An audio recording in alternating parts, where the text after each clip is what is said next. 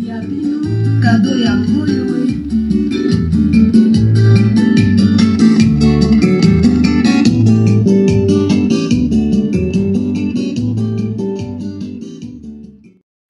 Messieurs, bonjour et bienvenue. Vous êtes bien sûr en direct dans le cadre d'un programme spécial. Vous suivez cette conférence de presse organisée par le docteur Marcel Nguitopoulou, président du Congrès du Peuple. Une conférence de presse exceptionnelle, il faut quand même le dire, puisque nous serons en duplex avec Brazzaville. L'actualité congolaise est dense. L'homme qui milite depuis plusieurs années dans le cadre de l'opposition congolaise voudrait s'adresser à l'opinion nationale et internationale afin de lui dire, en cette fin d'année, le constat qui est le sien et surtout, sans doute, les propositions qu'il aurait pour le Congo à partir de 2023. Toujours est-il, c'est une occasion pour moi de pouvoir relayer ce programme, non pas seulement sur Ziana TV, mais aussi sur News Africa 24, puisque je ne suis pas tout seul, je serai donc sur ce plateau physique ici à Paris, accompagné par Jean-Célestin Etan. Merci, Sir. Merci au président et merci à tous ceux qui nous suivent actuellement.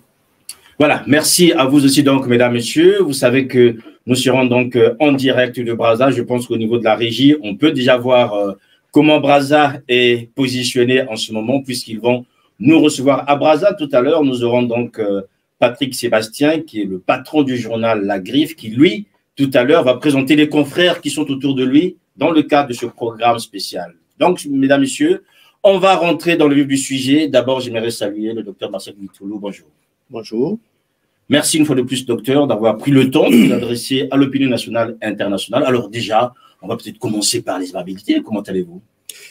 Écoutez, monsieur Sirimakosso, je vais très bien et le plaisir est pour moi de pouvoir à la fois m'exprimer devant vous et toute la flopée des collègues journalistes à vous qui sont dans le Congo intramuros, mais aussi et surtout porter ma parole en direction du peuple congolais. Voilà, une parole sans doute qui sera entendue. Et juste pour dire, mesdames, messieurs, c'est une conférence exceptionnelle puisque jusqu'à maintenant, nous qui sommes habitués à ce type de programme, on n'a pas encore animé une conférence en duplex entre Brazzaville et Paris. On va maintenant vous écouter, docteur Marcel Nguitopoulou, pour votre mot liminaire en entendant que nous allions du côté de Brazzaville. Merci beaucoup. Je veux saluer le peuple congolais pour ceux qui prennent le temps de suivre cette conférence de presse. Je veux également leur demander de garder espoir malgré toutes les difficultés, les peines qu'ils endurent dans le pays. Et c'est d'ailleurs la raison pour laquelle je suis devant eux cet après-midi. Gérer un pays, c'est comme gérer une famille sur laquelle le chef veille avec empathie, mais aussi de la fermeté et de la bienveillance. Il en va de la respectabilité de cette famille, mais également de sa notoriété à l'extérieur. C'est ainsi dire que le chef de famille doit pouvoir briller d'abord par l'exemple, et il doit aussi être le phare qui guide avec cohésion l'ensemble des membres de la famille.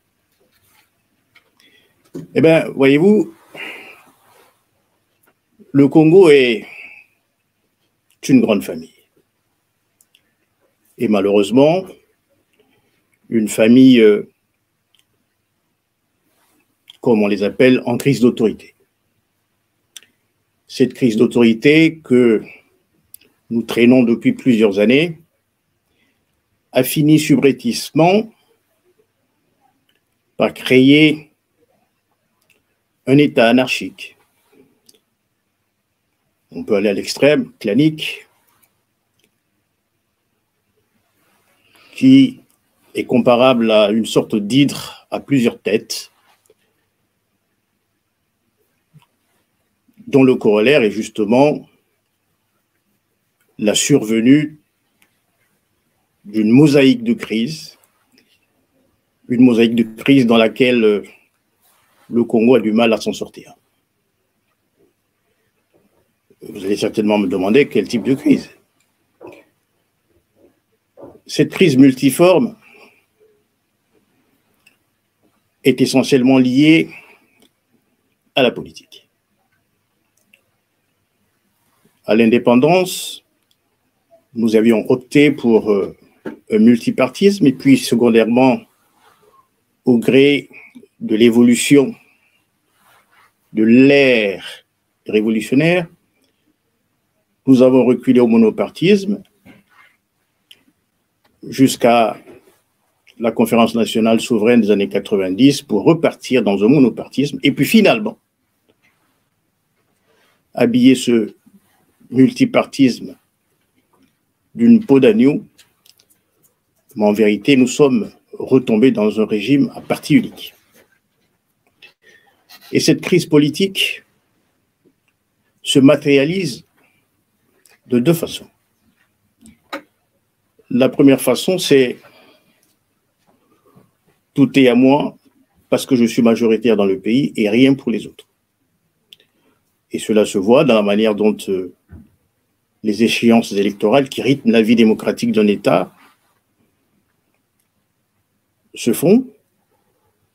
Cela se voit également dans l'expression qui est réservée à la portion congrue de ce qu'on appelle l'opposition, dans l'ambiance politique congolaise.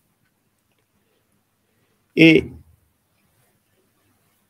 le deuxième visage de cette crise politique, c'est bien entendu la sempiternelle question des arrestations arbitraires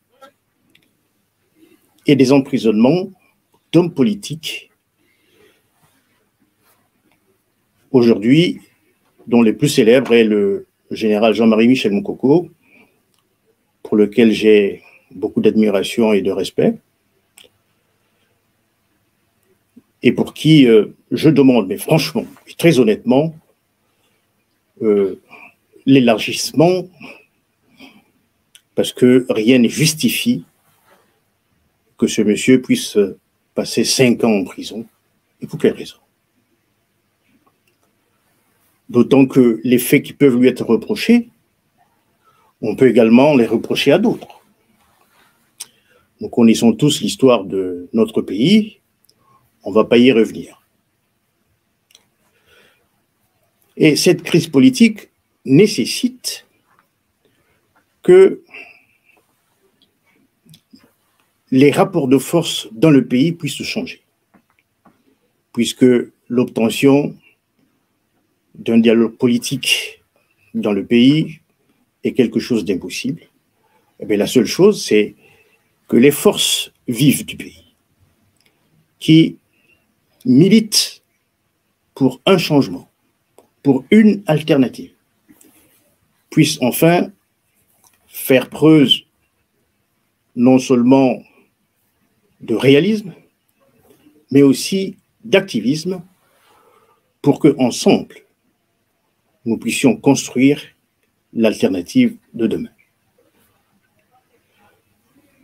En dehors de la crise politique, le pays aujourd'hui est sous perfusion du Fonds monétaire international, ce qui nous amène de pieds joints sur la crise économique qui sévit dans le pays. Mais elle n'est pas d'aujourd'hui, cette crise économique. D'autant que depuis 40 ans, le même régime a toujours gouverné dans la crise économique. On se rappelle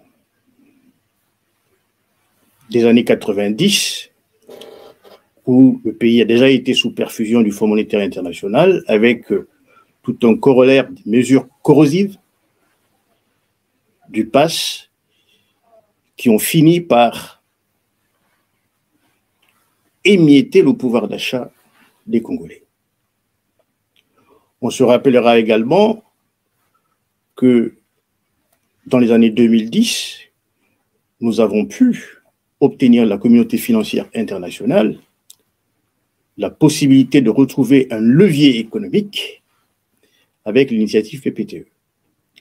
Mais malheureusement, les problèmes cruciaux de la gestion de la finance publique dans le pays ont fait que le pays puisse retomber dans les mêmes travers de la dette. Aujourd'hui, même si avec le Fonds monétaire international, les négociations vont bon train, c'est une bonne chose puisque finalement, c'est les Congolais qui en profitent. Mais il est temps que le pays puisse se retrouver avec lui-même pour regarder en face, faire l'introspection des causes de ces crises économiques, de façon à y remédier de manière définitive. Bien évidemment, l'une des causes essentielles, c'est la circulation illégale des finances publiques entre les mains d'individus qui constituent la haute sphère politique des autorités publiques. Ces transferts de fonds que l'on peut considérer comme illégaux entre l'économie congolaise et les comptes détenus par les dignitaires du système à l'extérieur, c'est pas moi qui le dis, ce sont des enquêtes internationales qui nous révèlent toutes ces malversations. Ces transferts de fonds, disais-je, ont fini par assécher le trésor public. Et ma surprise est grande de constater que malgré toutes ces flopées d'enquêtes internationales, que le gouvernement de la République ou le Parlement de la République n'ait pas plus l'initiative de pouvoir entendre toutes les personnalités qui ont été citées dans ces affaires de façon à éclairer l'opinion publique. Si elles sont lavées de tout soupçon, elles sont lavées. Si elles ne le sont pas, elles sont condamnables, elles seront condamnées. Et c'est là le problème. Tant qu'il y a malheureusement cette mémole dans la gestion de l'État, le sacre de l'impunité, on ne pourra jamais en sortir. C'est l'affiche déjà. Il est temps pour que les Congolais se rendent compte de ce que cette pratique n'est qu'un véritable mensonge pour couvrir tous les détournements auxquels se livrent les autorités publiques. Dernièrement, c'est avec beaucoup de douleur et de souffrance que je suivais l'une des éminentes personnalités mises régulièrement en cause dans ce genre de transfert financier, nous dire, vêtu de peau d'agneau, on peut même donner un satisfecit, un blanc-seing, que si l'on ne fait garde, les financements congolais, malheureusement, ne nous reviendront plus, ils passeront entre les mains d'autres pays parce que nous n'avons pas amélioré le climat des affaires. Mais ce climat des affaires, il dépend de quoi? Il dépend de la qualité de l'État que nous avons.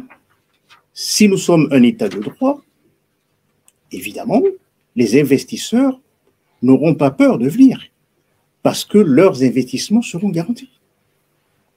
Mais si nous sommes dans un État moyenâgeux, géré à l'image, qu'elle avait dit, d'une épicerie familiale, il est évident que les investisseurs ne viendront pas pour payer 10, 15, 20%, 40%, distribuer des parts à celles des autorités qui voudront bien s'imposer dans leurs affaires. Il y a donc un effort substantiel à réaliser, à opérer dans le cadre de la lutte contre l'impunité. Quelqu'un a dit, mais dans ce pays où nous sommes tous une famille, parce que nous sommes des frères, parce que nous sommes des sœurs, comment voulez-vous que l'on puisse lever le glaive pour punir? Mais c'est une faute politique. Je suis désolé. Même dans une famille, quand il y a des problèmes, on ne met pas le couvert. On finit par poser le problème sur la table et sanctionner s'il le faut. Évidemment, je me suis étendu sur la crise financière, la crise économique, parce que c'est le nerf de la guerre. Je n'oublie pas le gros mensonge d'État qu'on nous a livré tambour battant. Le Congo a fait des efforts substantiels pour prémunir de la difficulté des générations futures, en ayant épargné la bagatelle somme de 14 000 milliards de francs CFA. Malheureusement, aujourd'hui, plus personne n'en parle. Et pour cause, les 14 000 milliards ont disparu. Circuler, il n'y a rien à voir, aucune explication. Moi, j'exige qu'on puisse nous dire où sont passés les 14 000 milliards. Si, par acquis de conscience, le système qui nous gouverne aujourd'hui, avec plein de conflits d'intérêts, prenait l'initiative volontaire de ramener ce pactole dans le pays, on n'aurait pas besoin du Fonds monétaire international. On en sortirait. Et ça ne serait que du positif à leur actif. Mais malheureusement, même dans la difficulté, même dans la douleur, j'ai l'impression qu'on continue de sucer le pays jusqu'à la moelle. La crise, elle est sociale. Quand vous allez dans nos hôpitaux, dans nos centres de santé, la première des choses qu'on vous demande, c'est l'argent.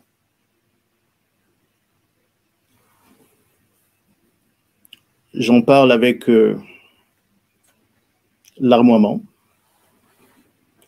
sans mettre mon intimité à la disposition de tout le peuple congolais, larmoiement parce que cette année, j'ai perdu une personne qui m'est très chère dans une des cliniques de grande renommée dans le pays, qui n'a pu disposer de soins ni d'une visite du médecin. Pour cause, elle est arrivée nuitamment à la clinique et comme elle n'avait pas d'argent sur elle, personne n'a jeté un regard sur sa pathologie. 12 heures après son admission à la clinique, elle est décédée. Quel drame, à la fleur de l'âge. J'en parle parce que j'aimerais exprimer la douleur de beaucoup d'entre nous qui ont connu la même situation, parce que c'est devenu monnaie courante, du fait à la fois du manque d'éthique, à la fois du manque de professionnalisme, mais aussi du fait de la part d'argent et le sacre du règne de l'argent roi. Comment voulez-vous que le pays aille de l'avant et change si seulement nous prenons en bas le mauvais exemple de prévarication et de prédation du sommet? Il nous faut changer de cap. si le regard du sommet est condescendant sur nous, eh bien, à nous de pouvoir prendre les responsabilités de réguler la société. Et chaque Congolais devait faire attention dans ce qui est de l'ordre des antivaleurs qui le minent. La crise, elle est également sécuritaire. Aujourd'hui, il y a la sécurité des biens et des personnes qui est mise à mal, parfois même par des agents de la force publique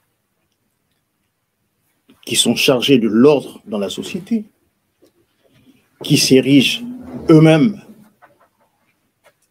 en véritables prédateurs et qui assènent des coups mortels à l'ensemble de la population. Je ne sais pas si vous vous rendez compte de l'impunité qui règne dans ce pays, alors que de nombreuses familles sont exposées à cette violence policière, des exécutions sommaires pour lesquelles la justice ne passe pas. Et récemment, il a été mis en évidence et en exergue des dérapages d'une frange de policiers ripoux. Où en sommes-nous? La crise sécuritaire touche également le domaine alimentaire. Un pays, malheureusement, qui ne vit que grâce aux importations des denrées de première nécessité. Un pays qui ne produit pas. Et comme le disait quelqu'un, un peuple qui ne mange pas ce qu'il produit, malheureusement, c'est un peuple qui est voué à disparaître. Et c'est là l'intérêt de la réflexion à laquelle je convie les autorités publiques, et ce n'est pas la première fois qu'on le fait, malheureusement, les promesses restent des promesses. Vous savez, moi aussi j'aime manger les safous. Oh, Kwanga, j'aime bien. Mais pourquoi nous n'en produisons que très peu? Et pourquoi faut-il attendre que nous puissions les importer ou du Cameroun ou de la RDC, alors que nous avons des millions d'hectares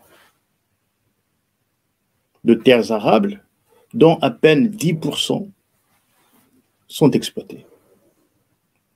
On nous parle d'agriculture, priorité des priorités, ça fait 40 ans. Qu'avons-nous fait? On nous relance sur la mécanisation de l'agriculture. Cette agriculture, il faut la repenser différemment.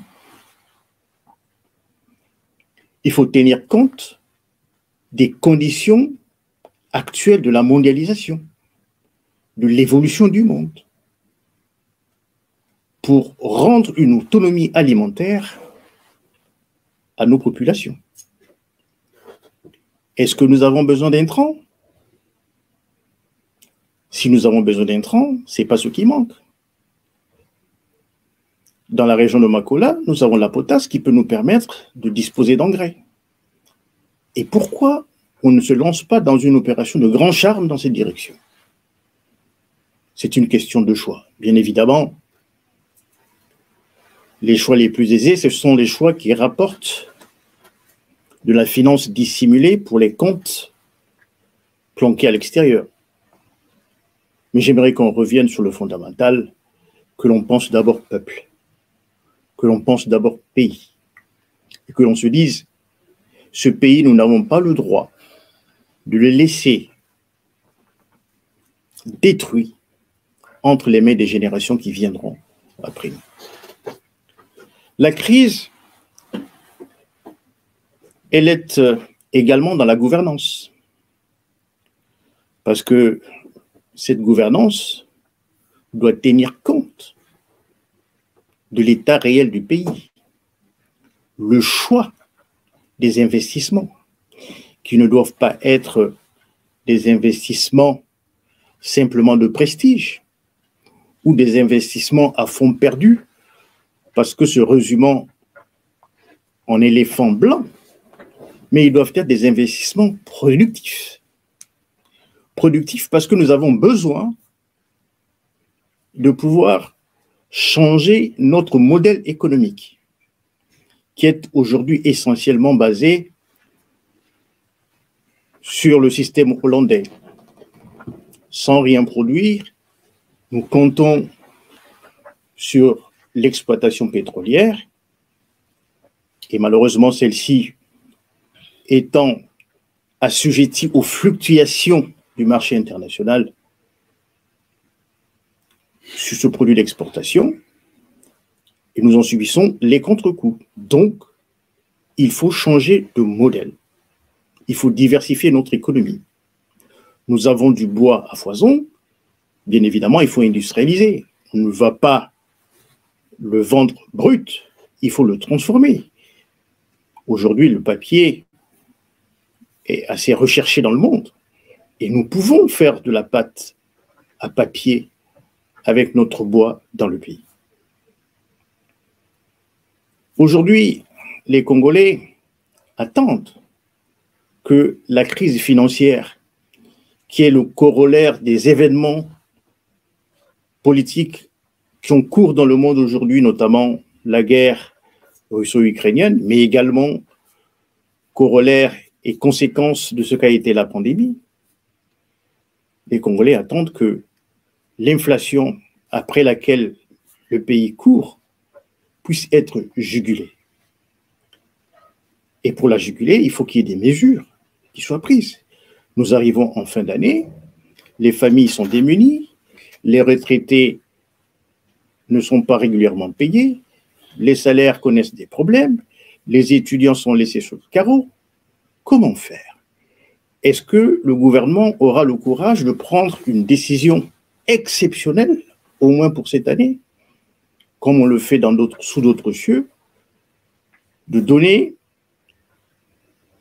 un chèque alimentaire aux citoyens pour leur permettre de passer au moins joyeusement les fêtes? Après donc ce tour d'horizon, chers amis, je vais me soumettre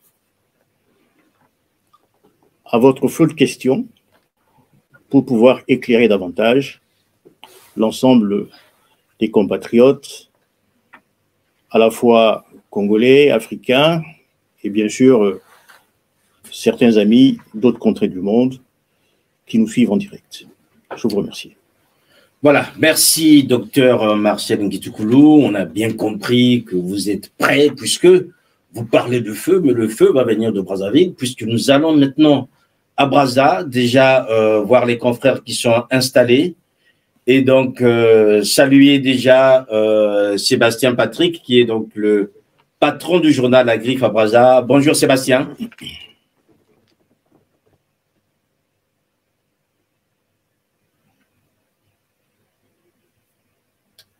Voilà, Sébastien, est-ce que on vous entend pas, Sébastien? On a juste un problème de son. Au niveau côté de Brazza, on n'a pas de retour, on n'a pas de son.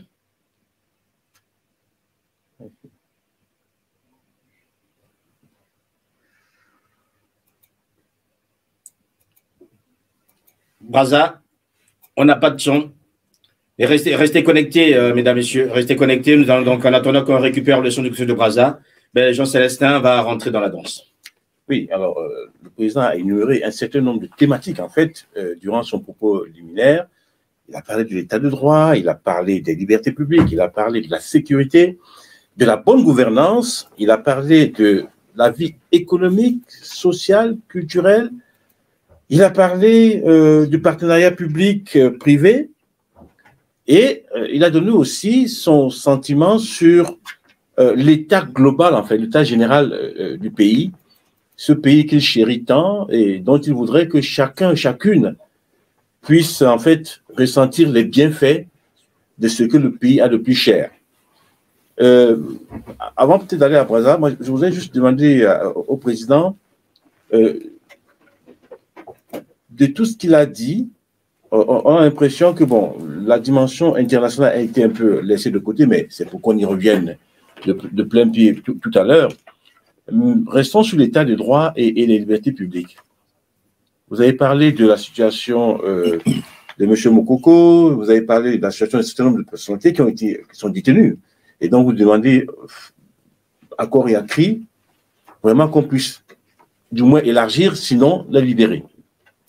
Qu'est-ce qui peut expliquer, à votre avis, que plus de 60 ans après l'indépendance, un pays comme le Congo, aujourd'hui, continue encore à avoir des problèmes d'état de droit et de liberté publique?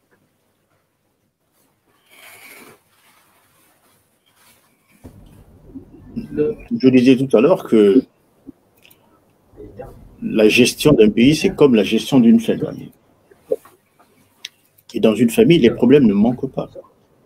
Quand il y a des problèmes, on les met sur la table, on s'explique, mais on n'est pas obligé d'enfermer son fils ou son épouse dans une chambre comme une punition pendant 10 jours.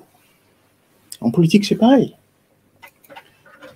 Qu'on nous dise ce qu'on reproche aux uns et aux autres, on le comprendrait. Tout dernièrement, il y a un autre opposant qui a été arrêté et libéré. Libéré, on ne sait pas pourquoi il est arrêté. On ne sait pas dans quelles conditions il est libéré. Ce n'est pas l'état de droit. Mais je pense que c'est un comportement qui est inhérent à la stature, malheureusement déplorable, de certaines autorités qui sont à la tête de nos États et de mon pays, qui pensent que il faut se faire président. Non, on est président parce qu'on a la légitimité, parce qu'on est élu en toute transparence. On ne se fait pas président parce que sinon, on est obligé de passer par des artifices pour pouvoir s'imposer, s'implanter, durer et transformer la gestion du pays en une gestion d'un État néopatrimonial qui s'entoure de courtisans que l'on paye à coup de corruption passive, détournée, il n'y a pas de sanction, alors que le pays attend du chef de famille la fermeté nécessaire, l'exemple nécessaire pour pouvoir aller de l'avant. Donc c'est une régression que de priver les uns ou les autres de liberté. De toutes les façons, quoi qu'on fasse, si changement il y aura, il interviendra. Et le peuple en a tellement envie maintenant que les choses, malheureusement pour certains, vont s'accélérer. Vous savez,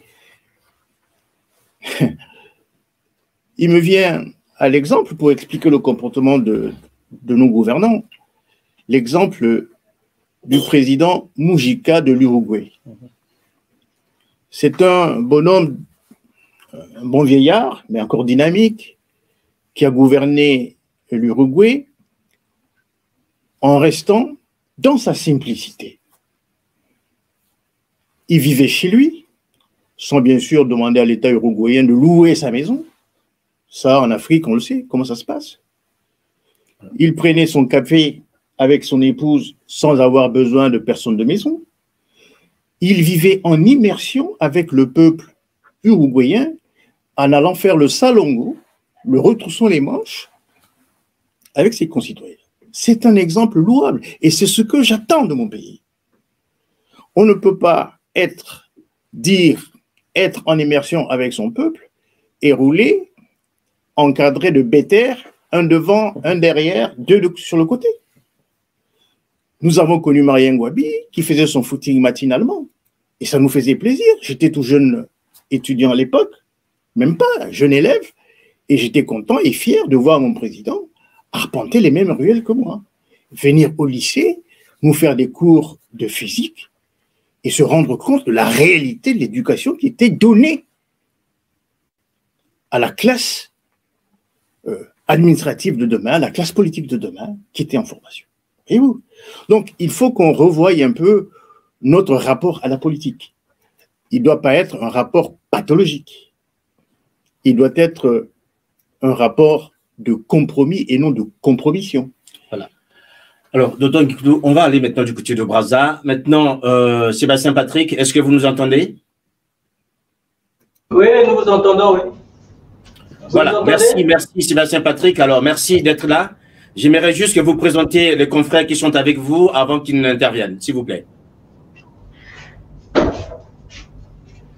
Donc, je vais demander à tous les confrères qui sont ici de se présenter. Je préfère que ce soit comme ça au lieu que je... En posant des questions, ils vont se présenter. Ils se présentent, ils présentent l'organe et puis ils posent. D'accord, voilà. Maintenant, le docteur Massingit Koulou est maintenant disponible. Hein, si vous voulez, pour ceux qui sont à Brazza, vous pouvez maintenant intervenir. Je vais lancer les hostilités. J'ai deux préoccupations, le président. Vous avez parlé du Congo qui a pris le recul. Est-ce que vous pouvez vous rapprocher du micro, s'il vous plaît? On vous entend un peu de loin. Merci. Ça va? J'ai deux préoccupations, je disais. Le président a parlé du recul qu'a pris la...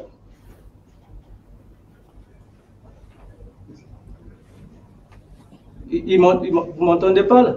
Voilà, en entendant qu'on puisse régler, on va rester sur Brazza. Juste demander à la régie de rester sur Brazza. Voilà, vous pouvez nous dire exactement, est-ce que vous nous entendez maintenant? Oui, nous vous entendons. Nous vous entendons. Voilà, essayez juste de monter un peu la voix, on vous entend, on a du mal à vous capter ici à Paris. Vous m'entendez là? Ah, c'est mieux. Là, c'est mieux.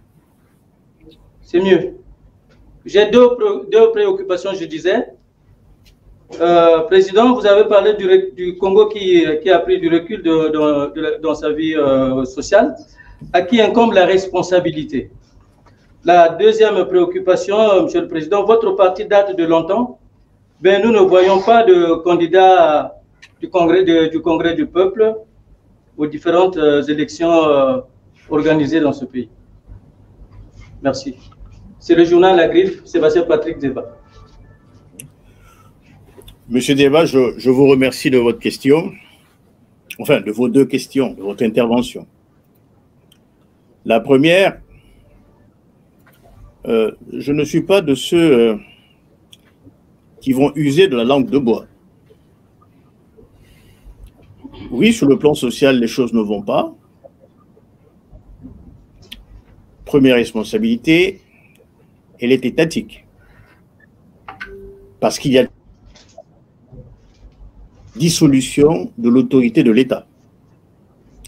Les directives ne trouvent plus exécution en bas, dans les administrations, puisqu'on a fini par ériger ces administrations en de petites présidences parallèles, qui décident selon leur bon vouloir et leur bon gré.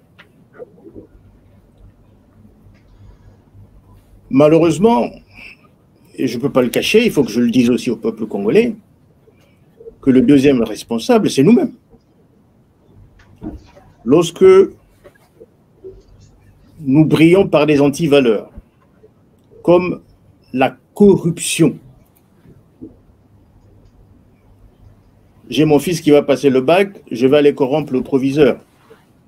Je ne sais si je rends service à mon fils ou je rends service à la poche du proviseur.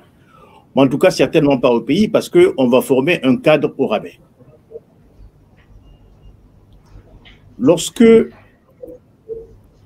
j'ai parlé de la malheureuse expérience que j'ai vécue cette année 2022 avec la perte de ma sœur,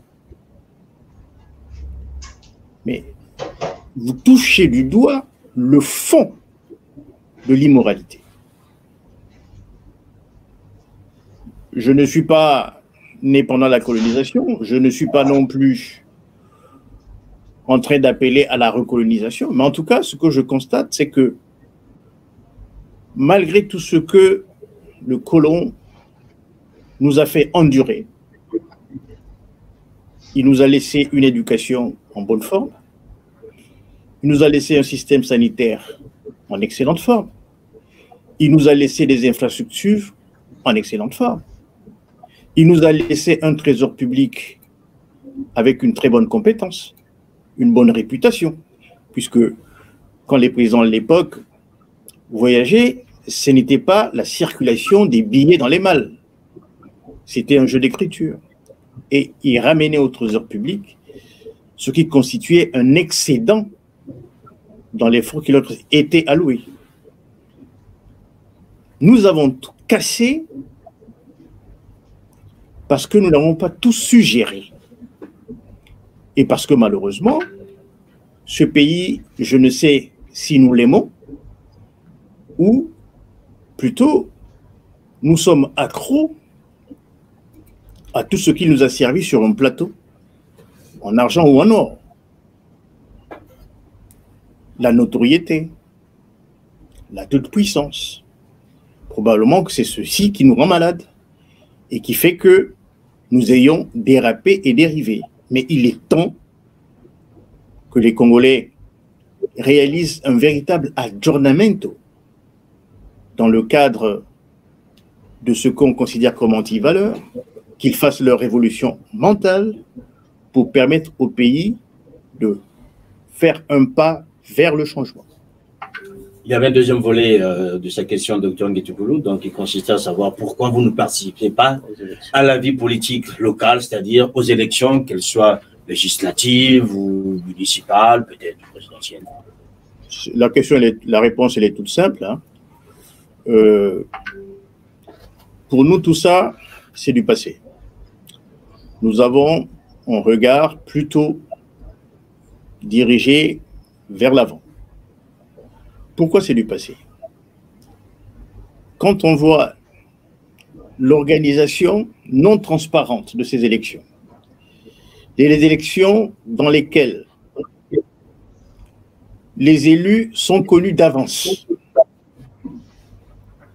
pourquoi voulez-vous qu'on s'y intéresse?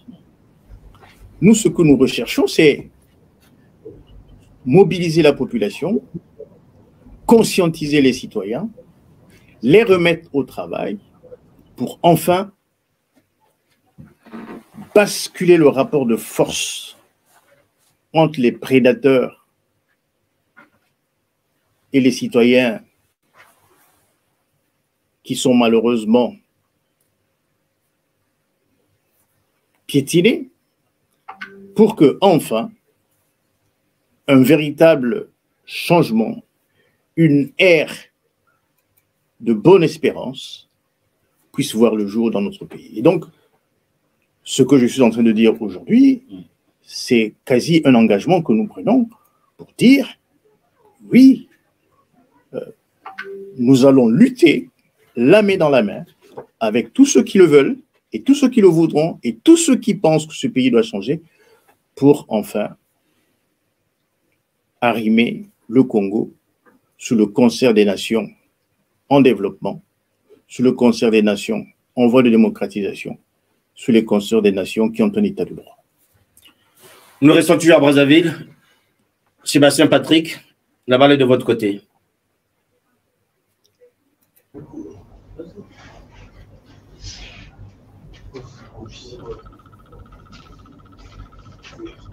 Merci, c'est Armel Christian Zingamyoko de DRTV Brazzaville.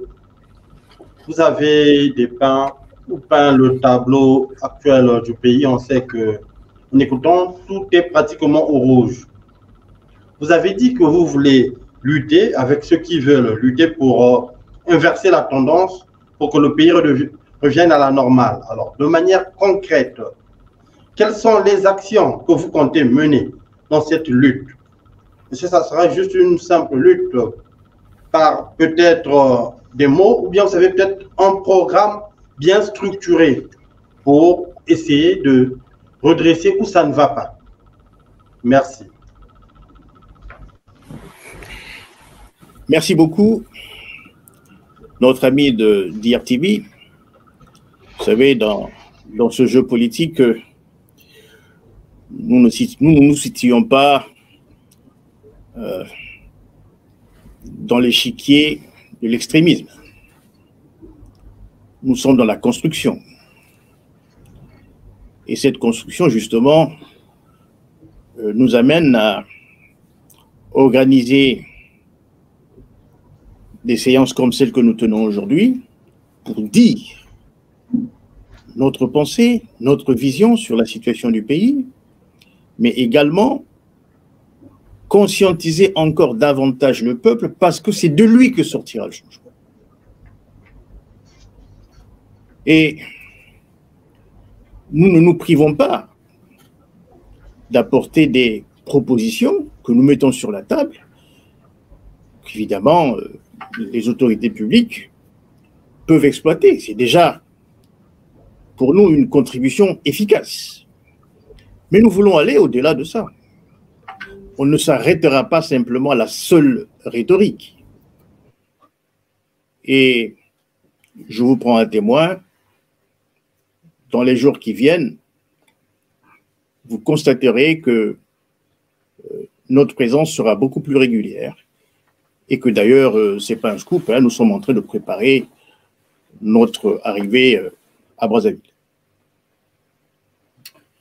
Voilà, merci pour cette réponse. On reste toujours à Brazza en attendant que je vois notre ami Jean-Célestin en train de trépigner, il a sans doute quelque chose.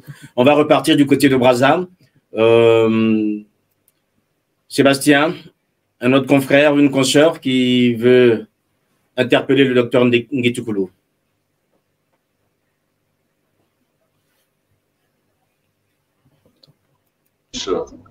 Je suis Michel Atride du journal Le Nouveau Regard. À peine nous venons de fêter la 64e anniversaire de la proclamation de la République de notre pays. Le président de la République a fait usage d'un message. Est-ce que selon vous, ce message, vous êtes rassurant, comme le dit, que c'est un message de l'espoir pour le peuple congolais? Est-ce que vous partagez cet avis-là? Merci. Merci, Le Nouveau Regard. Mais évidemment, malheureusement pour moi, c'est un ancien regard sur ce message. Un ancien regard qui veut dire que notre pays, quoi que la propagande en dise, quoi que le politique veuille masquer la réalité par un mensonge tous les jours, le Congo va mal. Il va très mal. Et comme je l'ai dit dans le mot préliminaire, le Congo est une famille en crise d'autorité. Et c'est pour ça qu'il faut mobiliser toutes les énergies pour pouvoir remettre de l'ordre dans la maison. Écoutez, l'impression que m'a laissé cette palilalif présidentielle en guise de message à la nation et que malheureusement, avec tous les respects que je dois aux institutions et personnalités de notre pays, j'ai l'impression que le gouvernant n'a plus les pieds sur terre. J'ai l'impression que avec des ornières et œillets autour des yeux, on ne voit plus la réalité. Le peuple souffre. Les hôpitaux sont en crise. L'inflation a laminé le pouvoir d'achat des citoyens. Les infrastructures routières pour lesquelles nous avons dépensé énormément d'argent, et d'ailleurs qui ne sont pas auditées, sont aujourd'hui en état de décrépitude. J'ai des larmes aux yeux quand je vois les populations de Mouhoumi et Filou subir des glissements de terrain avec des cadavres. Permettez-moi la lourdeur de l'information que je donne, mais vous la connaissez, vous la vivez tous les jours. Ils sont seuls à pouvoir chercher à sauver les populations qui sont dans cette situation, à sortir des décombres des cadavres, sans qu'une seule autorité publique ne soit à leur côté pour leur apporter réconfort. Et comment voulez-vous que je puisse croire que le Congo va bien? C'est un grand mensonge. Lokuta monene, comme on dit. Voilà, on reste toujours à Brazzaville, mesdames, messieurs, vous êtes bien sûr en direct dans le cadre d'un programme spécial, en duplex, Brazza, Paris, puisque notre invité cet après-midi, c'est le docteur Marcel Nguetokoulou, président du Congrès du Peuple. On repart du côté de Brazza, à vous. Docteur, je reviens en fait. J'avais encore une volée de ma question, en fait, que vous avez suscité en répondant. Vous parlez de conscientiser le peuple. Alors, c'est vrai que vous allez, dans un avenir proche, venir à Brazzaville, mais en entendant que vous ne veniez, on sait que le taux de pénétration du numérique au Congo est vraiment très négligeable, très maigre, très infime. Alors, comment comptez-vous toucher ces cibles qui se trouvent ici au Congo? Est-ce par le numérique, que j'ai parlé d'un taux de pénétration vraiment bas? Ça, c'est la première question. La deuxième question, toujours, qui va toujours dans le même sens à peu près. Quelles sont vos relations avec les membres de la diaspora congolaise en France ou en Europe? Est-ce que votre message passe? Vous faites déjà l'unanimité ou bien dites-nous un peu comment ça se passe. Merci. Merci beaucoup. Écoutez, la conscientisation, vous avez raison, elle se fait à la fois, vous savez bien que le monde est aujourd'hui un petit village planétaire, ce n'est plus comme hier que les informations attendaient des semaines ou des mois pour être véhiculées. Donc, par le biais des réseaux sociaux, c'est déjà une porte ouverte à cette conscientisation populaire. Deuxièmement, et ça c'est le plus important, le contact avec la population qui est en train de s'établir avec nos équipes qui sont sur place est un support essentiel dans cette politique de conscientisation. Pourquoi la conscientisation? C'est parce que dans cette lutte ou ce combat pour le changement, j'ai identifié deux ennemis. Le premier ennemi, c'est l'autorité dissoute de l'État. Et le deuxième ennemi, c'est moi-même, c'est-à-dire le Congolais que je suis, de par mon comportement vis-à-vis des exigences étatiques, vis-à-vis des exigences morales. Et c'est pour ça que je demande une révolution des mentalités. Et c'est pour ça que je demande que les Congolais se remettent au travail, qu'on regarde différemment la relation entre nous et une autorité qui a explosé en vol de gouvernance. Donc, les équipes du Congrès du Peuple qui sont en place, qui vont au contact des populations, ne cessent de véhiculer ce message de prise de conscience qui est indispensable dans le maillon du changement pour la bonne espérance.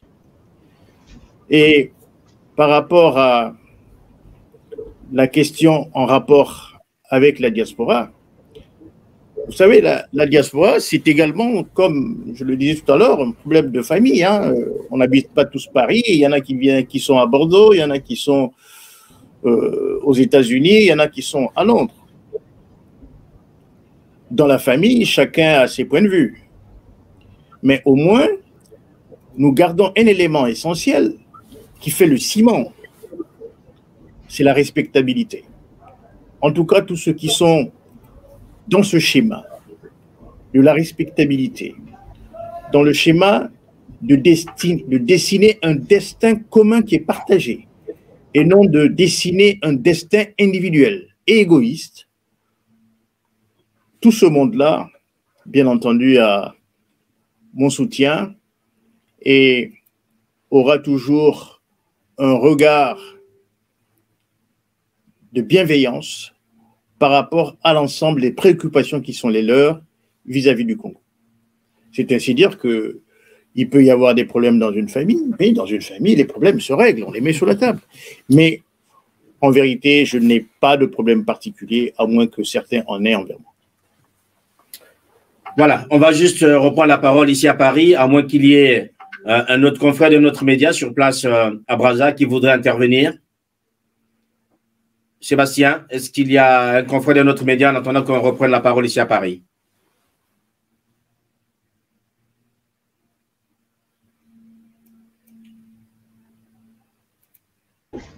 On peut la caméra, on peut faire les attaques. Voilà, la caméra s'adapte toujours. Allez-y, allez-y, vous avez la parole. Merci, je suis Bazin Mbungu de l'hebdomadaire satirique Sel Piment, paraissant à Brazzaville. J'ai deux questions. Monsieur le Président, je voudrais savoir qu'est-ce que la diaspora qui est en France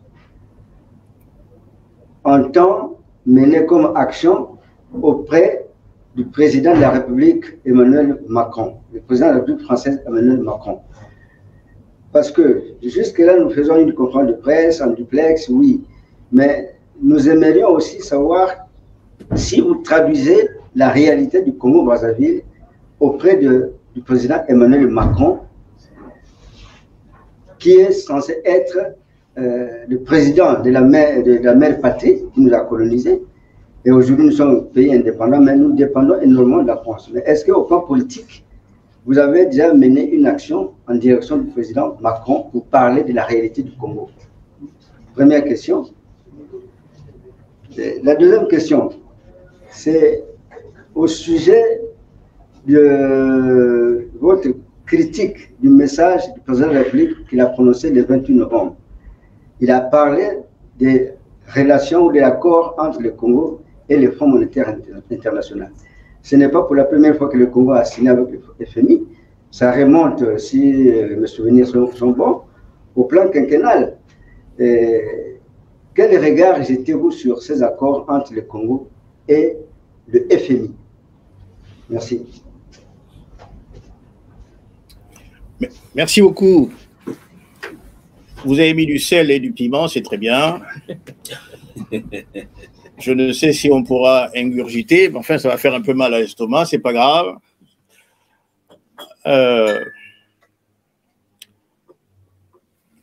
Par rapport à votre premier questionnement, je vais être clair avec vous. La diaspora n'est pas un parti politique. La diaspora, elle est plurielle, elle est hétérogène, limite même hétéroclite. Et donc, je ne peux me permettre de parler au nom de la diaspora parce que je n'en suis pas le porte-parole. Et elle n'a pas de porte-parole non plus, parce qu'elle n'est pas organisée comme force politique. Mais c'est un ensemble de concitoyens avec lesquels on peut échanger, avec lesquels nous échangeons sur la situation du pays. Et d'ailleurs, c'est l'occasion pour moi de rendre hommage à tous ceux qui, dans la diaspora, se mobilisent pour faire connaître à l'opinion française, internationale, et même à renchérir sur la conscientisation des Congolais que le Congo est un pays, malheureusement, qui va mal et même très mal, qui a du mal à gérer toutes les crises qui s'entassent sur son territoire. Ça, c'est le premier volet de ma réponse. Je ne suis pas porte-parole de la diaspora. Je n'ai pas été chargé de parler de ses opinions aux Congolais. Chaque membre de la diaspora qui veut s'exprimer, il en a l'entière liberté et c'est la démocratie. Deuxièmement, c'est le volet qui m'inquiète. De penser que parce que la France a été, comme vous l'avez appelé, la mère patrie, alors, pour qu'il y ait changement dans notre pays, il va falloir qu'on aille demander autorisation à M. Macron. Je suis désolé. Ce regard ne nous permettra jamais d'atteindre l'objectif du changement. Il faut identifier le pourquoi du comment du changement. Moi, je l'ai fait. Je vous ai dit, j'ai deux ennemis. L'autorité dissolue de l'État, donc il faut faire un travail là-dessus. Mais le seul travail qu'il y a, c'est refonder l'État de droit. Mais avec qui refonder l'État de droit? Ce n'est certainement pas avec un passé qu'on va recréer un État neuf. On va avancer vers d'autres cieux. Et deuxièmement, M. Macron, avec tout le respect que j'ai pour l'État français, n'a rien à dire sur la gestion des affaires publiques de l'État congolais, officiellement. Mais tout le monde le sait, que la France n'a pas d'amis, elle n'a que des intérêts à défendre. Et pourquoi vouliez-vous que j'aille exposer mes problèmes de famille en dehors de ma famille, alors que j'ai un chef de famille avec lequel on peut s'asseoir, discuter et trouver des solutions aux problèmes qui incombent à notre famille. Donc voilà un peu ce que je peux vous apporter comme élément d'appréciation par rapport aux deux volets de votre question. Merci, merci Brazzaville. Alors, je vois Sébastien qui voudrait... Alors, on va rester à Brazzaville. Jean-Célestin, on va encore rester à Brazzaville. Alors, Brazza? Une en français et une en Kitouba. Président, merci, je reviens à la charge. Voilà, est-ce que vous pouvez juste régler la caméra, s'il vous plaît? Voilà, du côté de Brazza. Merci. Merci.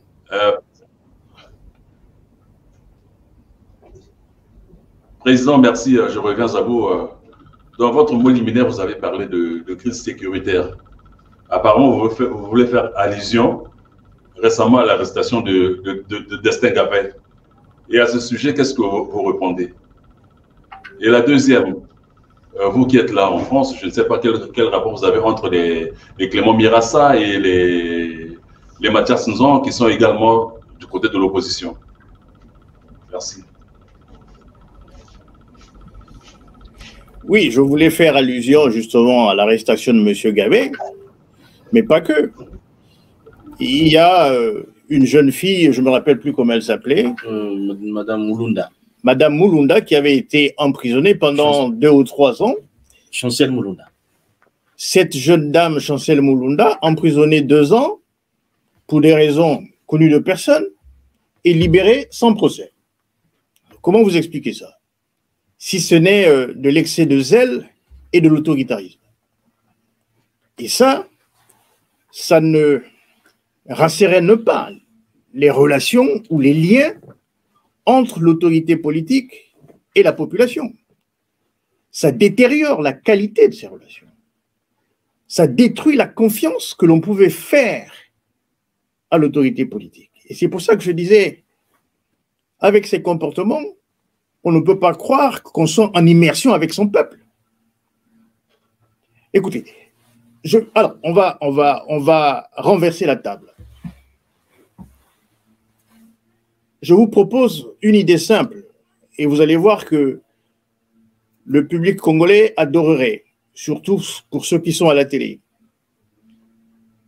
Mettez sur pied une sorte de télé-réalité congolaise, Vie ma vie. Demandez à un homme politique, pendant au moins 24 heures simplement, de laisser tomber sa voiture, de laisser tomber son salaire, de vivre en dehors de son logement habituel, de prendre la place d'un logement en ville, et vous allez voir ce que ça va donner. Si ces messieurs sont sincères avec le peuple congolais, ils devraient le faire. Quand vous prenez un ministre tel qu'il se présente à vous, j'ai dit on va renverser la table, on y va direct. Il a sur lui au moins 5 millions de francs, et rien que en vêtements. Pendant que le peuple, lui, est obligé d'aller chercher à la friperie une chemise, un pantalon, une vieille cravate et même les chaussures. Pour certains, les sous-vêtements. Et vous trouvez ça normal? Ce n'est pas normal du tout. En période de crise économique, des mesures doivent être prises pour baisser le coût de la vie de l'État, de façon à faire des économies substantielles. Combien de conseillers il y a dans ces cabinets ministériels? Quand le ministre voyage, il s'envole avec tous ses conseillers. Ce sont des moyens d'évasion de fonds qui rentrent dans le cadre de l'État néo-patrimonial, donc les courtisans. Quand vous avez un pays dans lequel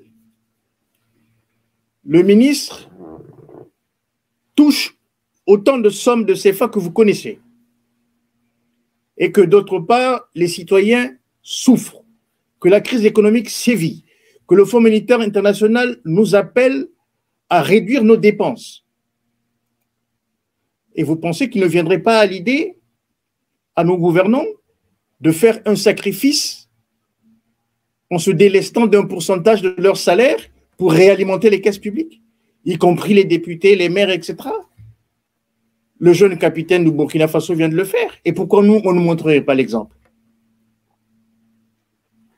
Et tout ça pour dire quoi? Pour dire que, malheureusement, des mesures qui devaient être prises pour contenir la crise ne le sont pas.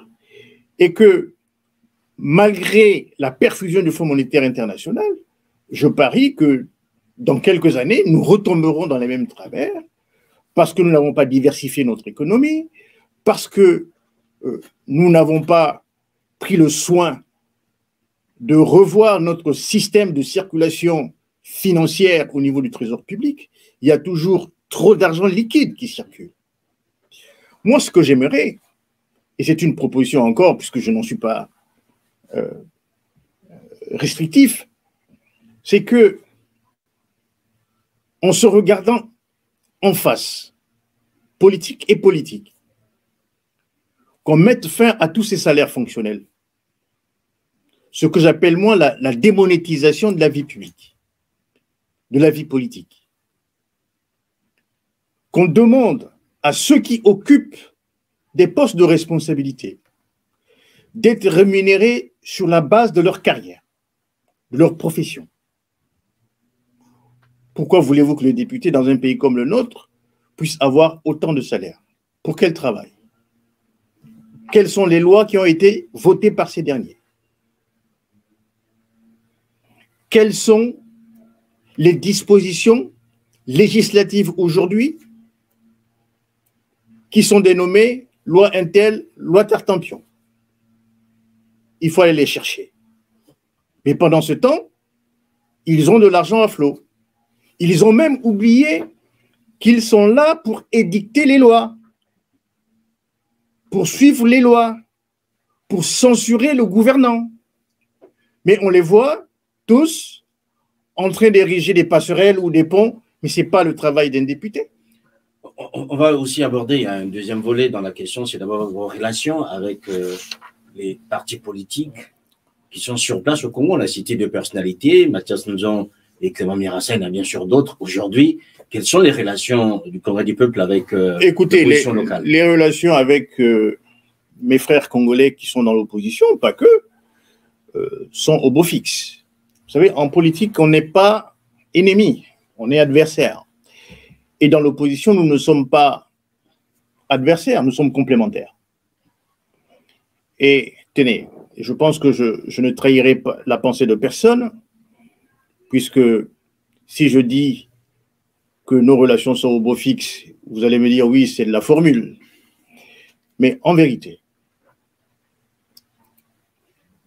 je venais assez récemment, puisqu'on a entretenu de bons rapports avec le Front de l'opposition congolaise, de Clément Mirassa, je venais de faire une proposition Tout ça dans le cadre de rassemblement des forces, dans le cadre de la recherche des voies et moyens pour redonner de la vie et de la force à cette opposition congolaise, de façon à être beaucoup plus audible et à mettre en commun les moyens que nous avons pour lutter. La proposition que j'ai faite, c'est, j'ai écrit officiellement aux différentes tendances que sont l'IDC, que sont le FROCAD, que sont J3M et l'entité mère, le Fonds de l'opposition congolaise. J'ai écrit officiellement à toutes ces entités pour que nous puissions organiser une université patriotique de l'opposition congolaise pour débattre de la situation du pays de façon à écouter, à entendre les uns et les autres dans leur vision du pays et leurs propositions pour sortir du marasme dans lequel nous sommes englués aujourd'hui. Et nous attendons là donc de mettre sur pied toutes les modalités, et d'ailleurs je pense que nos amis qui sont à Brazzaville aujourd'hui et vous serez encore mis à contribution parce que ça se passera aujourd'hui comme ça se passe aujourd'hui sous forme de visioconférence hybride entre la France et Brazzaville, mais ça sera un forum de l'opposition congolaise et même patriotique, puisque à ce forum, je souhaite inviter également la société civile, puisqu'elle a son mot à dire dans la gestion du pays.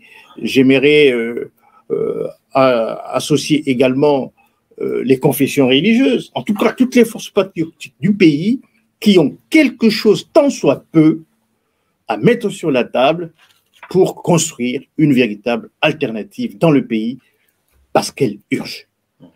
Alors, est-ce qu'on sera là au premier trimestre 2023 ou bien... Ah non, ça va se passer très probablement dans le premier trimestre de l'année à venir. Voilà. On va juste prendre une question. Voyez donc que ne nous cherchez pas des noises, on travaille, nous sommes complémentaires et que petit à petit, l'oiseau va faire son nid, que nous allons tisser une véritable toile d'araignée. Et vous savez, quand l'araignée tisse sa toile, elle en sert. Hein. Voilà. On va prendre une dernière question, pardon, surtout en langue nationale, puisque ce sera une première. Voilà, une première question en langue nationale du côté de Brazzaville. Sébastien. La question des boucles, voilà. La série des questions.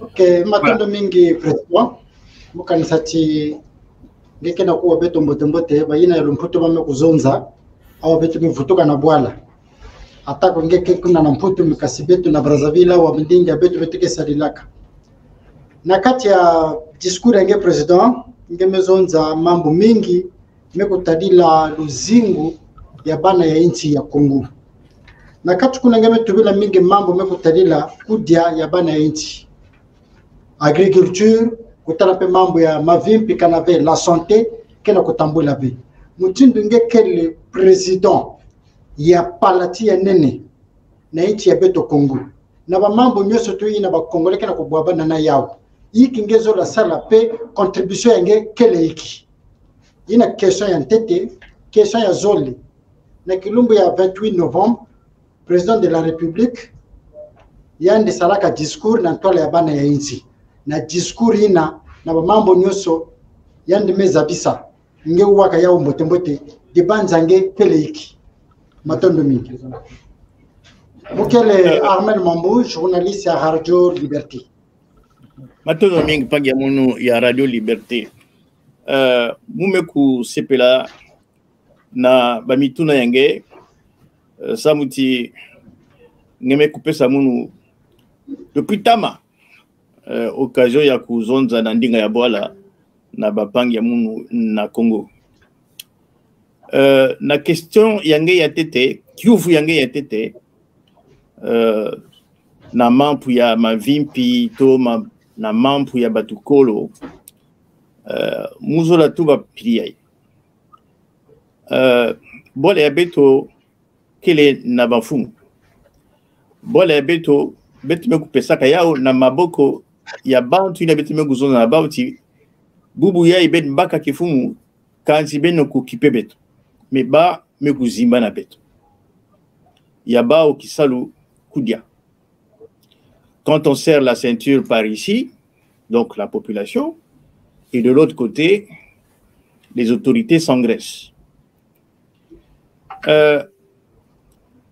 Naba mvula mekuluta mukanisa que mingi na Congo mekuzaba yao na fondation ya munu fondation Dr Marcel Ngitukulu betu vanda kwiza kupesa lusalusu ya nene na bana ya Congo betu vanda kusala betu vanda mesala lukolo ya informatique nandona mari betu vanda me réhabiliter jardin d'enfants na filou mouvanda me kwisa imvu na l'hôpital militaire na bampangi ya munu ba médecin mouvanda kunata ko katika na mputu betu vanda kwiza mutu na mutu ke kufuta ticket ya yandi mutu na mutu ke kufuta hotel ya yandi si na kelu zolo samu na bola ve ikibake populaire zolo mais kisaluina na bilumbu ke kwisa na bangonda ke kwisa na bamvula ke kwisa betu ke kulanda yao parce que betu me kutala que boala me kupitakana ya ke tambula mbote we kan simuzola tuba piliai ba chinois bampangi betu ba chinois tuzonzaka mbote nge pesa muntu mayele ya kukwenda sosa mbisi na masa to au lieu de kuza kupesa yani mbisi tous les jours parce que il faut que beto ba congolais kuzaba que ce n'est pas dans l'assistanat que beto kumani sa bampasi ya beto c'est parce que beto ke ku kota na kisalu que beto ke ku zangula nkita ya bola beto. Voilà ce que je pouvais répondre sans mon question en tête. Question ya zole ya na maison za mampu ya yangu na maison za mambu na metala mambu mfumu ya bola mikuzagu zote. Voilà, c'est ça. Discours ya mambu mfumu ya bola mikuzagu zote. Oui, di base yangi kele hiki. Mukena luzito mingi samu na bafumu ya bola kasi samu na diambu ina yame kumondire liseki. Yake luvunu ya nene. Bale mvokila munu me mule na kubumba santima ya munu be yakele luvunu ya nene beni musime kusa kuzonza lupitalo ke tambula be beni musime kusa kuzonza lukolo ke tambula be beni musike tala na mizaka ya bafumu na bapasi ke na benu samu na kuzwa ata chemise ata pantalon ata dipap mais nyonso ina bake kuzonda na beto que non ici qui tambula bien mais baba tu na kena kufua na l'hôpital parce que mbongo ya kuzwa lusalusu keleve bake konte keve aujourd'hui même na kati ya lufa bet mekuma na inégalité nani meza avec na Brazzaville ou dans le Congo ya beto ba famille kaka ke kwenda kulaba vumbi ya pangi ya bao na pipa parce que bake na moyen ya kufuta l'hôpital ya kufuta la morgue nani meza babe yao est-ce que yina ba fumu ya bola wame kuzimba na yao bilungu nyoso tango ni tango bake kusala beto ba discours bake kuzonda na beto agriculture priorité le funu bake kuzonda na beto santé pour tous le funu bake kuzonda ça y est beto mekuma na kimvoma ya nene beto mekubumba 14 milliards na banque samu na babani ya beto ke quiz na manima lufunu bubu yai isi mekota na pasi mbongo ina beto na kutela be yao beto ke na kusosa ko mbongo ina kufutuka na bola wala pangi ya munu di banza ya mfunu wana munu na kati ya ntima baku lemvokila munu me muke na kuzondaka ka mambu ya makedika muke na kufinga mutu ve muke na kuzonda mambu ya kedika si ba mbongo ina kele bak vutula na kesi. Si ya vanda le vunu, peuple yani kuzaba ku ya vanda le vunu. Si ya kwendaka na baisi ya kaka. Benta la bubu yai. Ah, mwe kwenda tete kupema na Putu. Ah, mwe kwenda tete kupema na Dubai. Ah, mwe sala tour na Canada. Mais banjetelo ina. Ya kele banjetelo parce que bampangi ya betu bame kusalaka, bame kutungaka babwala yako. Ben kubaka na Dubai kuna. Mais ya vada faso filo ve. Mais le bamvula makumizoli. 20 ans. Bame kuiza kutunga bwala insi ya mvimba kena kusosa kukwenda. Mais ya betu kaka kukwenda kugaspiller bambongo olio ko betu kutunga na kote ya betu. Mpila mosi bayankaka mpe kukwiza na kote ya betu. Il y a que ça la économie à tourisme na boire. Voilà diambo vanana munu samuna discours ya fumu ya boala et puis muzula kulanda diambo mosi. Fumu ya boala me kuzuna que ça y est le 28 novembre yame kukoma mpila mosi kilumbu ya férié samuna kufete proclamation d'indépendance. Il y a République. Il y a République. Yango boale yango kaka fête na fête. Ata montre kuzunda que Boubiaï betke nampasi bet kutal tete. Peut-être bambongi na bezola kusala ba fête. Ata avant la fête ya indépendance. Ata avant la fête il y a proclamation République. Bambongi na beto ole bet sala ba fête. Beto ku diriger ya ou na ba programmes sociaux. Ya kivana kimamosi ya mfunu, ya mbote. Samuna bane bola. Bubu ya ba fête kena ku kuizaka. Noël, bonne année. Ba yankaka kena kima ve ya kudia. Est-ce que muntu me kuzonda que non? Beto ku pesa ata moi chèque. Na ba congolais yini kena kati ya mpasi. Bambuta muntu. Les enfants de la rue. Diambo ina ikeleve. Kaka na kati ya mituka nene kukwenda kusosa gloire na kati ya bakate na kati ya babwala. Il a que diambo yambo TV. D'ailleurs, j'ai une proposition à faire dans ce sens-là que j'allais oublier, permettez-moi une seconde. En tout cas, moi, dans le cadre de mes propositions, et d'ailleurs je les mets sur la table, hein.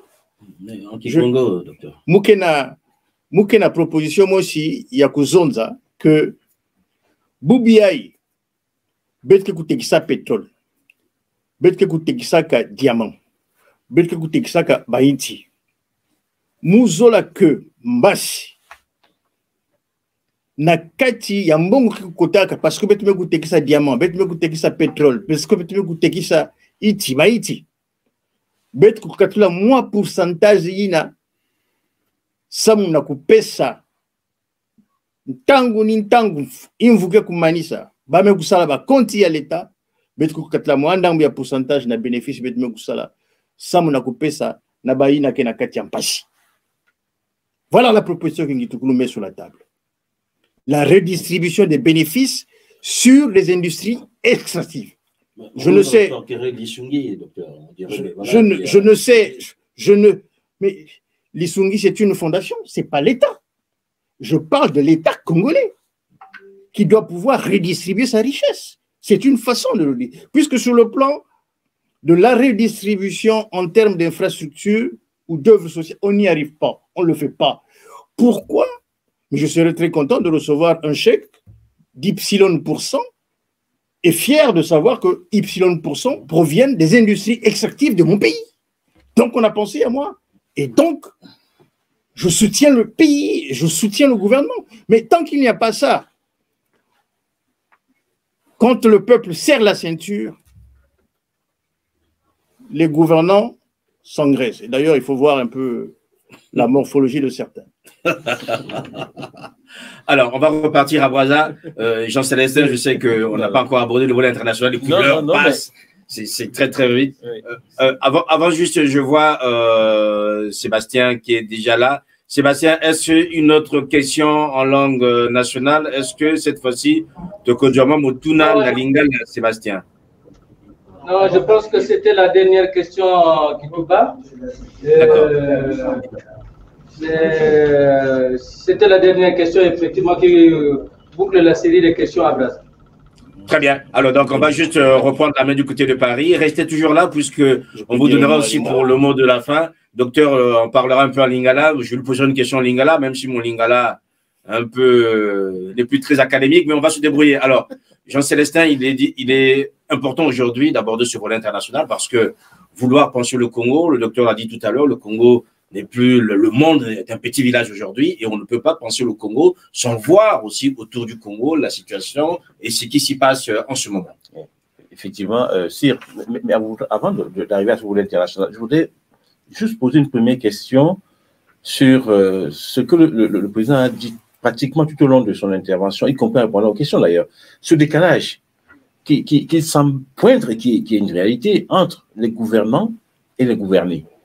On a l'impression, il a dit avec sa formule que je ferais bien volontiers mienne, quand les gouvernés serrent la ceinture, les gouvernants, eux, s'engraissent. Est-ce que l'une des raisons de ce décalage n'est pas le fait que dans un continent comme l'Afrique, et a fortiori le Congo qui fait partie de l'Afrique, la population est majoritairement jeune. C'est-à-dire, quand on regarde bien la composition démographique, sociologique et démographique, on se rend compte que les moins de 25 ans sont 66 à 70% de la population, les moins de 30 ans sont pratiquement autour de 65 à 70%. Mais quand on regarde ceux qui gouvernent, majoritairement, ils ont 3, 4, 5, 6 fois plus cet âge-là. Et il peut être normal, quelque part, que les désirs de ceux qui gouvernent et les réalités de ceux qui sont gouvernés ne soient pas les mêmes. Est-ce que ce n'est pas une des raisons? Ça, c'est la première question. Et la deuxième question, on situe ça dans le contexte africain maintenant pour aller à l'échelle internationale. Comment est-ce que cette population africaine qui est extrêmement jeune peut permettre à ce continent de mieux préparer ce nouveau monde qui est en train de naître, en fait, qui est en gestation dans cette guerre russo-ukrainienne? On est à peu près sûr que le monde ne sera plus jamais le même. Est-ce que l'Afrique, grâce à sa jeunesse notamment, pourra mieux s'arrimer à ce nouveau monde? Voilà les deux questions. La première question, je ne pense pas que nous mettions sur la table publique la question du jeunisme. Pourquoi? Parce qu'on voit très bien que même les plus jeunes qui sont cooptés dans les systèmes qui gouvernent aujourd'hui dans nos pays sont parfois même pires dans leur comportement que ces anciens qui sont là depuis des années, et tout ça malgré leurs défauts. Je ne défends pas ces anciens, mais on se rend compte que même la nouvelle classe politique la plus jeune, elle est beaucoup plus, si vous voulez, agressive dans les antivaleurs que certains anciens. Donc, c'est plutôt une question de mentalité et d'exemple. Aujourd'hui, comme je disais, le chef de famille, il doit gérer avec fermeté, empathie et bienveillance sa famille pour donner l'exemple, devenir le phare. Or, s'il y a cette mémole du chef de famille, il y a une crise d'autorité dans la famille. Le résultat, c'est que c'est la débandade. Chacun essaye de s'en sortir comme il peut. Mais j'ai une honte effarante lorsque je vais sur les réseaux sociaux et que je vois le comportement des jeunes ministres congolais qui ont perdu l'éthique, qui ne se mettent pas en mémoire qu'ils ne sont pas griots du système, mais qu'ils sont plutôt responsables et attendus aux résultats. Mais, diacre, ils doivent faire preuve d'épaisseur. Et lorsque les plus jeunes voient ça, c'est un mauvais exemple qu'ils prennent.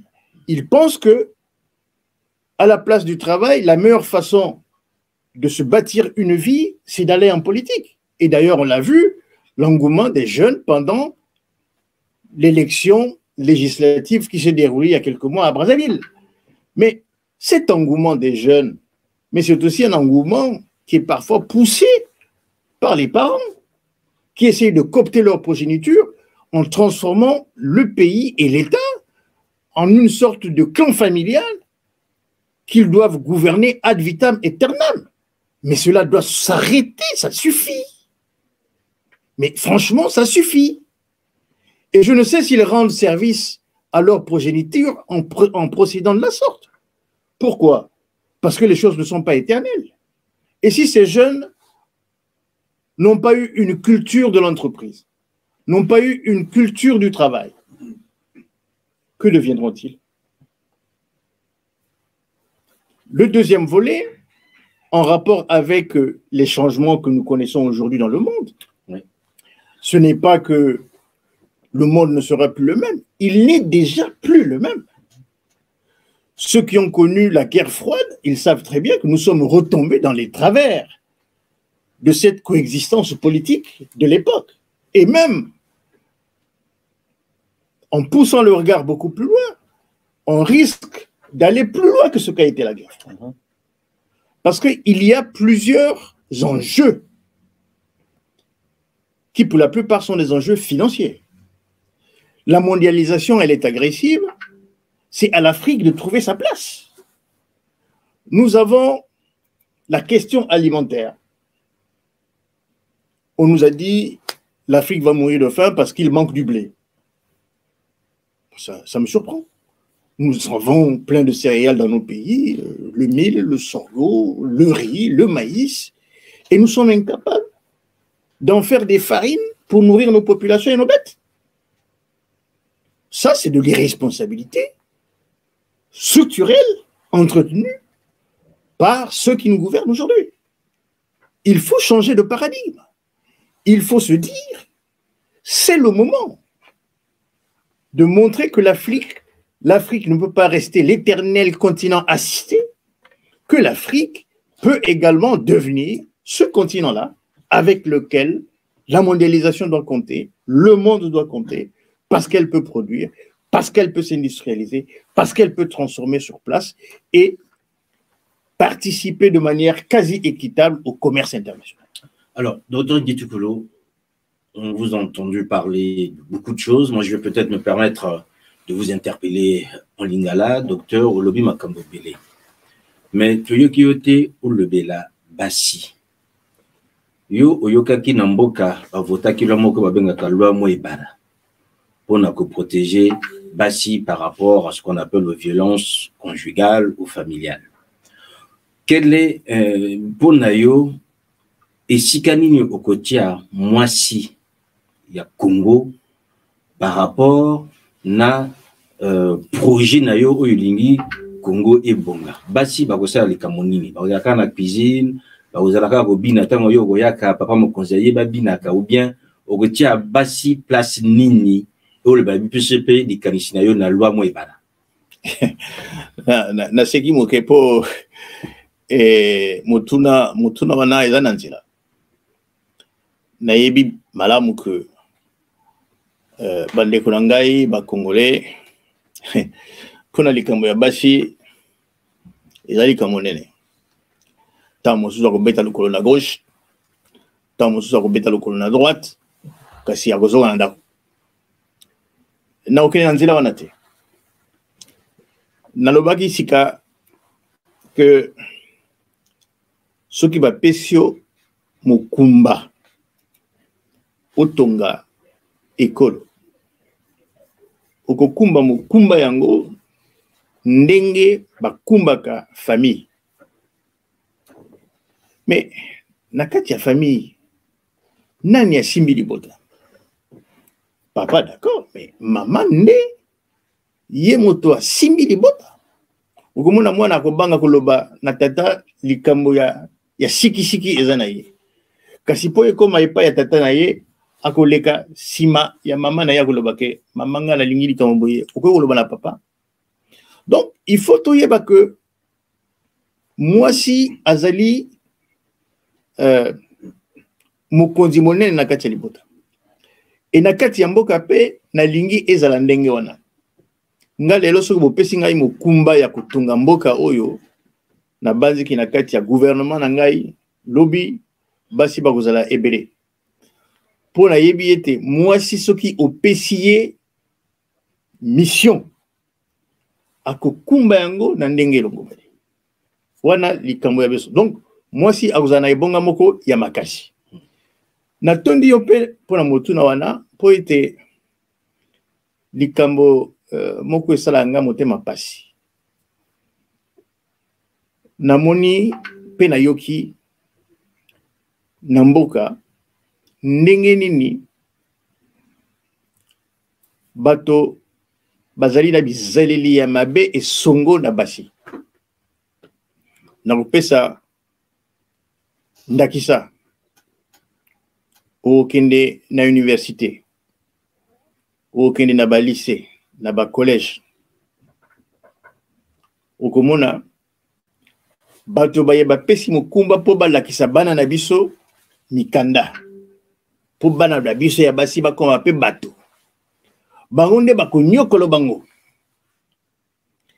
Bakoluka tango iso mwana mwasi apesa ye nzoto na ye. Mais olika monini bana ebele bandeko na biso ya basi ebele na ba université na ba lycée na ba collège batiki mikanda pona likambo wana.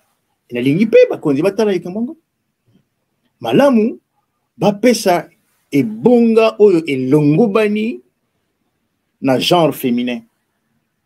Topesa bango limemia, respect.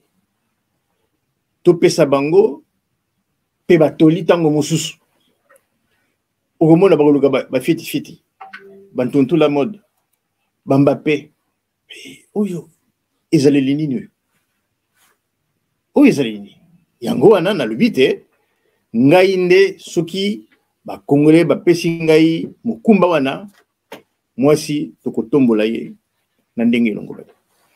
Voilà donc, chers amis, nous arrivons quasiment à la fin de cet échange. On va peut-être repartir du côté de Brazza. Sébastien, voilà, on a perdu un peu Brazza. Je pense qu'on va le récupérer dans quelques instants. Mesdames et messieurs, restez toujours en direct. Vous suivez en ce moment la conférence de presse du docteur Marcel Ngitoukulu, qui est le président du Congrès du Peuple, parti de l'opposition congolaise. C'est une conférence de presse qui est en duplex entre Paris et Brazza. Nous l'animons ici à Paris avec donc mon confrère Jean-Célestin Edzangé de New Africa 24 et en même temps moi-même Sirma Kosso de Ziana TV. Nous allons bientôt arriver à la fin, docteur Ngitoukulu. J'espère que nous arriverons au niveau de la régie, que tout ça fait pour récupérer Brazzaville, la fin de terminer. Alors Jean-Célestin, Jean-Célestin, nous arrivons à la fin de cet échange. Sans doute un petit mot avant qu'on donne la parole au docteur Ngitoukulu pour conclure. Moi, je pense que ça a été un échange plutôt intéressant parce que les questions ont fusé, j'allais dire, de toutes parts. Et je pense que bon, le fait qu'on soit en duplex avec Brazzaville, ça a été une grande première qui mériterait d'être renouvelée. Voilà. Merci au docteur. Donc, on ne nous accusera pas, nous, la diaspora, d'être déconnectés. Ah, c'est qu'on peut dire les choses. Alors, on va repartir à Brazza. Sébastien, est-ce que, voilà, donc, on a perdu Brazza, sans doute. Voilà, mesdames et messieurs, ce sont les aléas du direct. Alors, docteur Ngitoukulu, nous arrivons à la fin de cet échange. C'est une première que vous avez réalisée. C'est une expérience pour nous aussi. Je pense que Jean-Célestin l'a souligné et pour nous-mêmes, Ziana TV. C'est vrai que nous sommes habitués à cet exercice de faire des lives, mais jusqu'à maintenant, on n'avait pas eu l'opportunité d'être en duplex directement et pour permettre à ce que techniquement cela soit fait. Merci à vous d'avoir voulu que ce soit fait et que vous ayez choisi Ziana TV pour la réalisation. Voilà, je voudrais vous donner la parole pour le mot de la fin. Et sans doute, par rapport à ceux qui nous suivent en ce moment, je sais qu'ils sont nombreux, ils sont sans doute frustrés puisque leurs questions ou interpellations n'ont pas été relayées, mais je pense que nous aurons d'autres occasions pour revenir directement par rapport à ceux qui sont en ce moment en ligne et qui vous suivent, docteur Marcel Ngitoukulu. Écoutez, il ne me reste plus qu'à remercier l'aéropage des journalistes qui a bien voulu inaugurer cette grande première. Et je pense que de telles séances vont heureusement pour les Congolais, heureusement pour le pays, se multipliaient pour ne plus que le monopole appartienne à un seul camp. Deuxièmement, avant de terminer, j'aimerais récapituler un peu les points que je trouve essentiels et les appuyer par des propositions concrètes. Nous avons demandé dans le cadre de la crise économique que le Fonds monétaire n'est pas notre tasse de thé. Nous demandons que les 14 000 milliards soient reversés dans les caisses du Trésor public, de façon à juguler définitivement la crise, que d'endetter le pays éternellement. Deuxièmement, nous demandons à l'État congolais, en tout cas si l'État ne le fait pas, ça fait partie de nos propositions, de notre vision pour le pays, que les Congolais puissent bénéficier d'une redistribution des bénéfices sur toutes nos industries extractives. Sur le plan de la gestion du personnel politique, nous nous prononçons pour le dégraissage du mammouth. Le pléthore dans les cabinets ministériels, les salaires qui ne sont pas justifiés, nous demandons qu'il y ait une démonétisation de la politique. Chacun doit être payé par rapport à sa qualification professionnelle.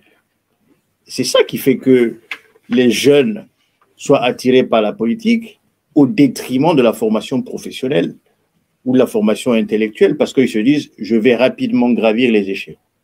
Il y en a qui font les pieds et deux mains pour y accéder, qui se limitent au niveau BPC, au niveau bac, mais parce que poussés par cet appât du gain facile, ils se jettent dans les bras de la politique. Donc, nous sommes pour qu'il y ait une démonétisation de la fonction publique, de la fonction politique, que les salaires fonctionnels qu'on alloue aux députés soient revus à la baisse, sinon carrément mis de côté. Bien sûr que ça ne fera plaisir à personne, mais si on veut relever ce pays, c'est comme ça. Quatrièmement, il faut reformer l'administration publique, l'administration financière. Il y a trop d'argent liquide qui circule dans le pays. Il faut ramener l'argent dans les caisses de l'État. Quand on assure une mission d'État, on n'est pas obligé d'aller avec de l'argent liquide. Il y a des jeux d'écriture qui existent. Et qu'il y ait un contrôle qui soit exercé pour limiter la corruption. Enfin, nous sommes dans une dynamique de conscientisation de la population congolaise. Donc, nous sommes dans une dynamique constructive. Nous ne sommes agressifs envers personne.